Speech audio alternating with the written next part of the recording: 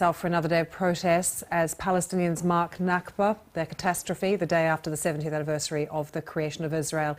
But think of the scenes that we saw yesterday afternoon with 60 people being killed, 2,200 injured on that border between Gaza and Israel, and the medical services in Gaza saying they just didn't cope yesterday. They're terrified about what might come today. Let's bring in Issam Okamwawi from BBC Arabic, who is with me now. I'm just speaking to one of your colleagues who's actually down on the border. Very quiet there. No protesters have arrived so far. What's happened? Has Hamas called for people to not go down today? I think after yesterday, with a high number of casualties, 59 killed and over 2,000 injured, according to the Palestinian Ministry of Health, I think people have got a message that it's not going to be easy. So it's likely that they're considering their options. They want to keep up the pressure on the Israelis in terms of highlighting the plight of people living in the Gaza Strip.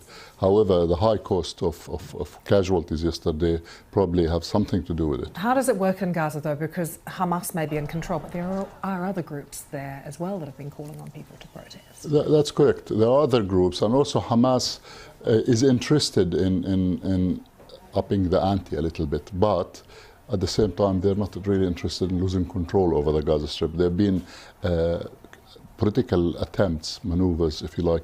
Ismail Haniyeh, the leader of Hamas, went to Egypt 2 days ago. The Egyptians have been playing a role behind the scenes, trying to mediate between Hamas and the Israelis, trying to calm things down a bit. So I think there's some pressure on the Hamas leadership. However, the situation in the Gaza Strip itself is highly volatile. What would Hamas and Palestinians say to the allegations from the US and Israel that they deliberately did this, they were provocative, they sent people down to the border knowing what might happen, and if they hadn't done that, there would have been no deaths yesterday?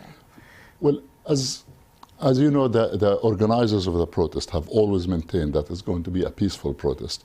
No firearms have been used. Nothing to suggest that there was going to be any kind of violence. People have been trying to storm the fence, that's correct, and we've seen evidence of that. However, Hamas has refrained from launching rockets, for instance, against Israel, or shooting at the Israeli troops on the other side of the fence. So I think as far as Hamas and other Palestinian groups are concerned, they're blaming the Israelis since Israel is doing the shooting. Give us a sense about how Palestinians feel about the Nakba.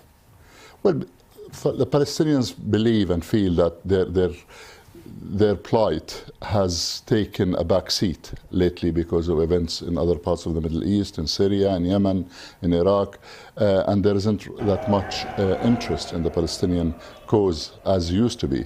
So there is that, and also they were promised for a very long time that they're going to be a peace process, and they're going to see the end of their suffering. As you know, the peace process is almost dead now. There's no peace process, so there is no light at the end of the tunnel.